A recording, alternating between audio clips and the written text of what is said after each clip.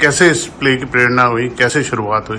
देखिए, अगर बहुत ईमानदारी से देखा जाए तो मर्यादा पुरुषोत्तम श्री राम का जो चरित्र है वो भारत के चित्त में भी है, चिंतन में भी है, चरित्र में भी है। यदि मर्यादा पुरुषोत्तम राम की इस कथा को हम और आप अपने जीवन में मात्र सुनने का ही नहीं, अनुसरण करने का भी प्रयास करें तो हमारे जीवन की सारी व्यथा समाप्त हो जाएगी। तो ये इतना अद्भुत महाकाव्य है जो उस दैवीय चरित्र के ऊपर आधारित है। तो राम के संपर्क में आने वाले जितने भी लोग होते हैं, चाहे वो देवादिदेव महादेव के महाभक्त रावण ही क्यों ना हो, आप राम का संपर्क किसी भी भाव से अगर आपके जीवन में होता है तो आपको निशंक कर देता है, ऐसा मेरा मानना है। तो अपने प्यारे राम को रीझ भजो या खींच, खेत पड़े बढ़ जाते उल्टो सीधो बीज, ये वाली जो बात है तो वो इस कथा के माध्यम से, इस महानाट्य के माध्यम से, और ये हम सबके लिए बड़े आनंद का विषय है कि हमारे राम के अभी पूरे देश भर में मात्र 14 महीने की अवधि में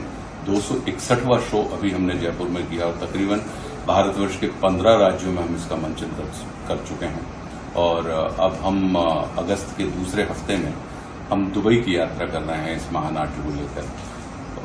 तो ये अपने आप में बहुत बड़ी अद्भुत अनुपम कृपा है गुरुदेव भगवान की हम सबके ऊपर कि हमारे द्वारा अभिनीत किया जाने वाला ये जो महानाट्य है उन लोगों के द्वारा हृदय से स्वीकार किया जा रहा है। और सिर्फ स्वीकार ही नहीं कर रहे हैं, वो दोबारा, तिबारा और चौथी बार भी देखने के लिए आते हैं।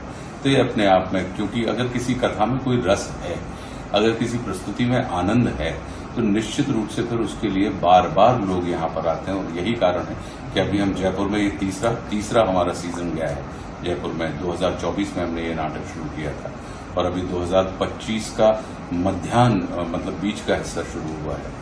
तो मुझे लगता है कि ये बड़ी अनुपम कृपा है और हम लोग सब इसका आनंद ले रहे हैं। कि क्या रावण